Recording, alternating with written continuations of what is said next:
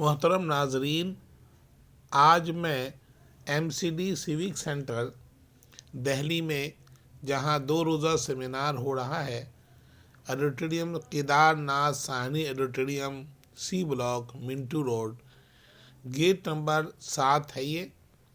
और यहाँ इस सुबह से एक सेमिनार चल रहा है।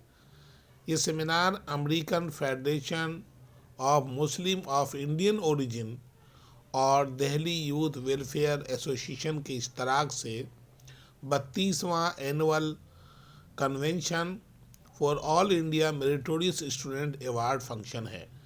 यानी पूरे हिंदुस्तान में जिन सूबों में बच्चों ने तालीम में और बोर्ड के एग्ज़ाम में आला सतह पर नंबर हासिल किए हैं, यानी अच्छी पोजीशन हासिल की है अपने अपने स्टेट में, 10वीं और 12वीं के बच्चों को यहाँ गोल्ड मेडल, सर्टिफिकेट और इनामात दिए जा रहे हैं। ये American federation of Muslim of Indian origin 1889 में USA में कायम हुआ था। माइल रोड, फार्मिंगटन हिल यहाँ काम हुआ था। तकरीबन ये 32वां उनका एनुअल फंक्शन है और हिंदुस्तान के तकरीबन सभी सूबों में फर्दर अलग अलग ये प्रोग्राम करते हैं और तकरीबन 3000 medals awards to meritorious student को दे चुके हैं। अब तक 200 स्कॉलरशिप हर साल बच्चों को देते हैं, 100 नई स्कूल खोल चुके हैं, 1000 स्कूलों को सपोर्ट कर चुके हैं रीडेवलपमेंट करने में, 50 मेडिकल कैंप लगवा चुके हैं। और अभी इनका ये मिशन है कि provide the primary education to the children in Gaya Bihar में। वो एक मिशन लेकर चल रहे हैं कि वहाँ प्राइमरी सतह पर एक स्कूल कायम करें। तो हम इसी सिलसिले में यहाँ ये प्रोग्राम सुबह से चल रहा है 10 बजे से, लेकिन चूँकि आज 31 तारीख दिसंबर है और आज दिल्ली की जानिब से तमाम स्कूलों में एक मेगा मीटिंग थी, जिसमें पेरेंट्स को अपने बच्चों के बारे में स्कूल में आकर असतुआ से मिलना था। सुबह 8 बजे से एक लंबी कतार लग गई और अब ये देखने में आया कि पेरेंट्स फिक्रमंद नहीं है अपने बच्चों के बारे में। दिसंबर के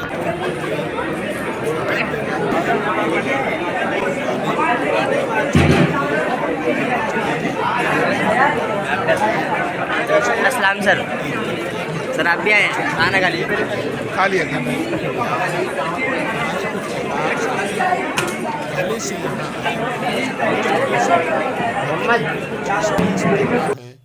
जो यहाँ आए हैं उनको सर्टिफिकेट मिलना है, तो वो भी यहाँ आए हुए हैं। और आते ही यहाँ प्रोग्राम तो जारी था, खाने का प्रोग्राम शुरू हो गया।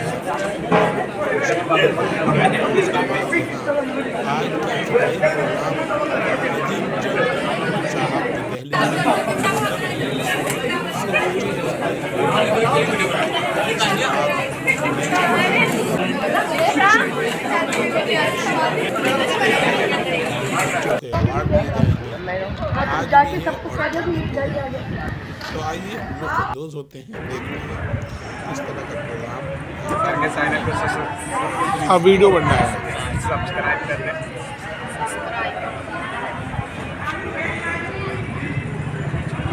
गुड।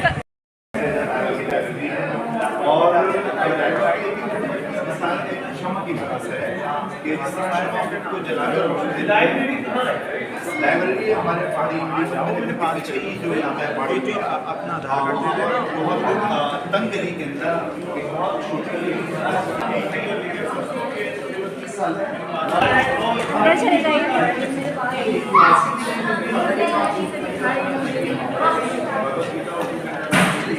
उसके अलावा नायाब किताबों का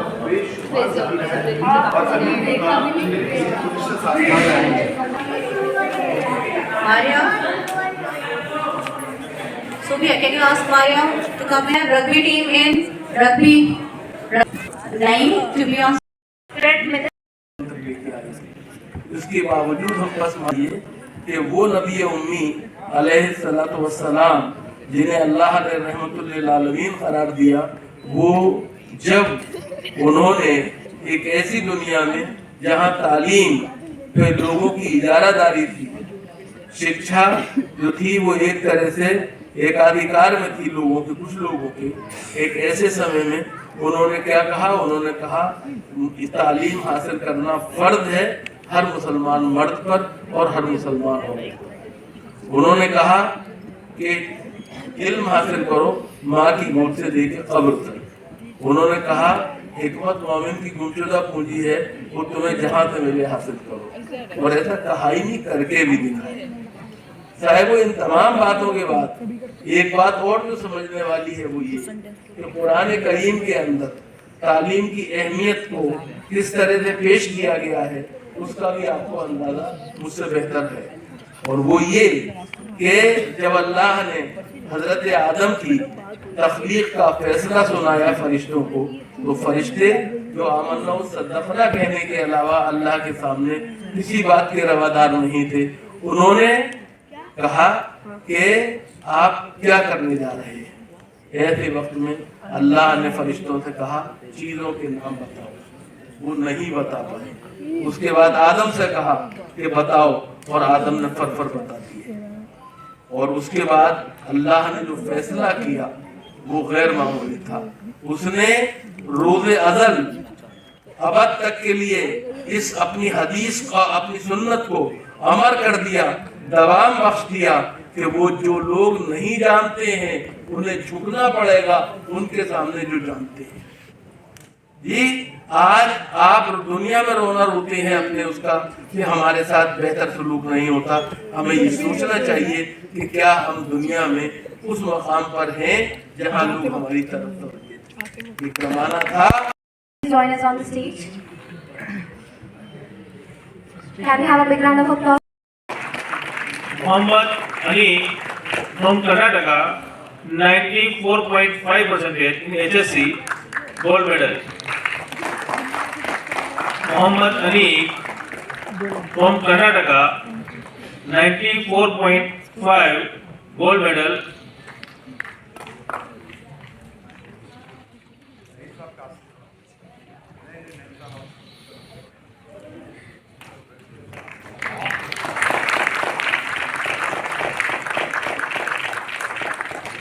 Thank you very much.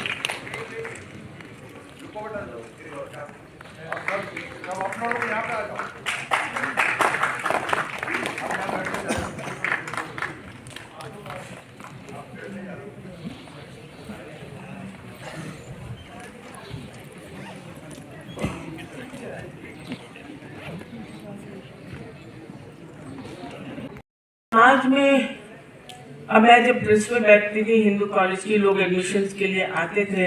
हर एक इंसान को कॉमर्स पढ़नी होती थी या इकोनॉमिक्स पढ़नी होती थी, और मैं पूछती थी आपको क्यों ये पढ़ना है। जी इसमें प्रॉस्पेक्ट्स बहुत अच्छे हैं। इसके क्या मतलब होते हैं? वो इंसान की सारी जिंदगी क्या उन्हीं प्रॉस्पेक्ट्स पे गुजरेगी। और मैं उनसे ये भी कहती थी आप, क्योंकि जो समाज की डिमांड होती है ना वो अकॉर्डिंग टू टाइम होती है। अब आजकल इतनी वॉर्स चल रहे हैं, मिडिल ईस्ट देख लीजिए आप, यूक्रेन को देख लीजिए। क्या अब आपको चाहिए सोल्जर्स, आपको चाहिए स्ट्रैटेजिस्ट, और आपको चाहिए वॉर इंडस्ट्री, आर्म्स इक्विपमेंट्स, वो उनकी प्रिविलेजिंग हो जाएगी। And also it's very amazing to see this ability of the mind to be able to see vast things and to also concentrate on the minute things is what our education should give us, but unfortunately it doesn't give us. So anyway, I could go on, but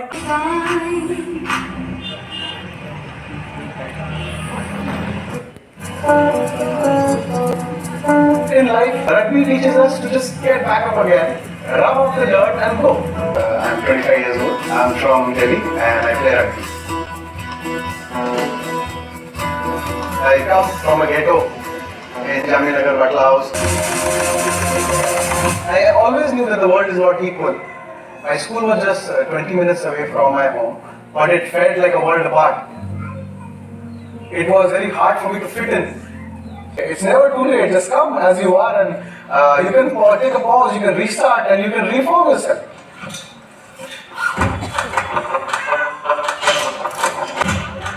It's not just a sport for me anymore, it's more like a way of life. Well, I changed. This is my team. I started this program to use sport as a medium of change for the survivors of social disorganization. We have children and young adults coming from different backgrounds.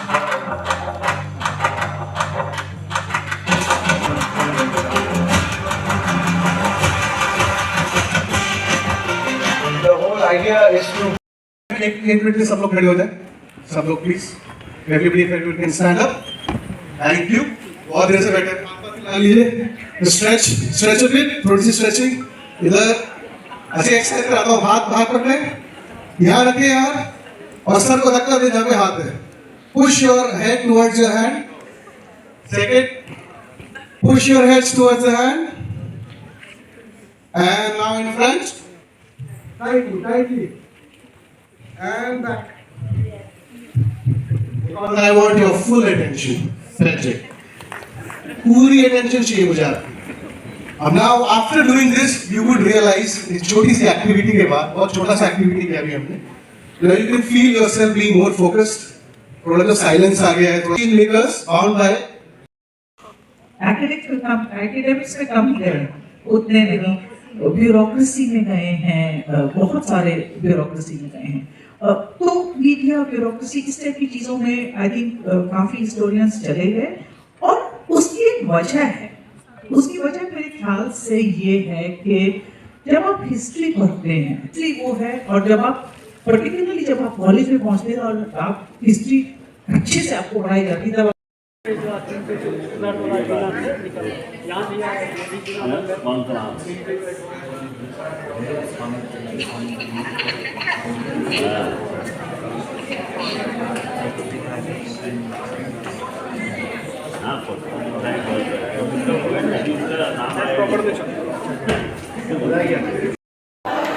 क्या नाम है आपका? My name is Afzeen Rabbani and I'm from Champua, Odisha, and I got 95% in my 10th board, and now I'm continuing my 11th standard by taking commerce stream, and I want to become a chartered accountant. You become to? I want to become a chartered accountant. Chartered accountant. From where you came here? From Odisha. Odisha, which state, which city? Keonjhar. Keonjhar. Yes. Okay, very nice. And you have got in 10th class 95%. Yes. Very good. Very congratulations to you and your family also. Well done. मैंने सच बोलते रहने की सजा पाई है, मैंने सच बोलते रहने की सजा पाई है, और ये लोग गुनहगार समझते हैं। मैंने सच बोलते रहने की सजा पाई है, और ये लोग गुनहगार समझते हैं मुझे। एक गजल की चंद अशार के, जुनू कम है तो मुझसे शायरी कम हो रही है, जुनू कम है तो मुझसे शायरी कम हो रही है, तुम्हें पाकर मेरी दीवानगी कम हो रही है। उनका इस्तकबाल हो, और वहाँ वॉलंटियर अगर हैं मौजूद तो वो एक एक करके यहाँ पर तशरीफ लाएं।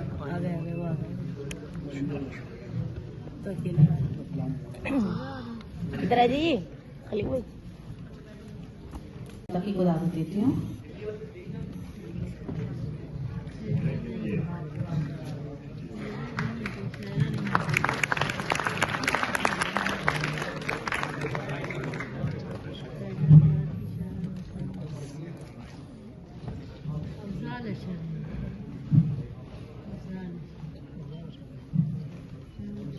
नदीम शाह साहब का इस्तकबाल करेंगे, नदीम मलिक साहब।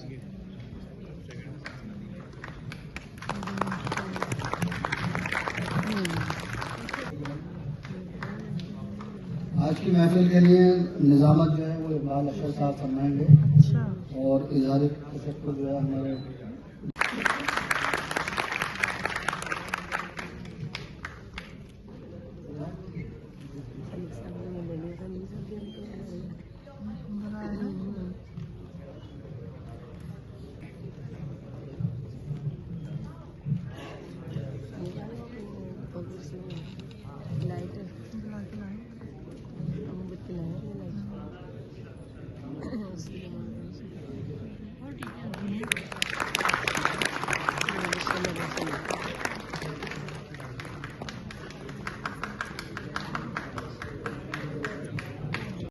तो ताली के साथ मैं बस इतनी ही बात कह के वक्त न लेते हुए निजामत के बढ़ाई इकबाल अशर साहब को सकता हूँ।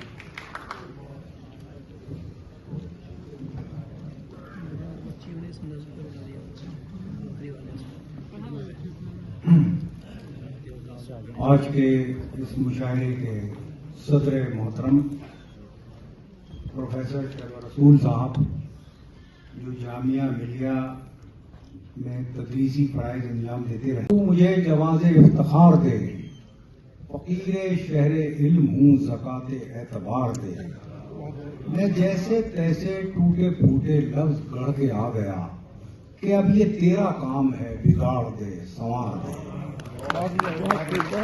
आपसे गुजारिश है कि एक इकाई बनकर अगर शोरा की हौसला अफजाई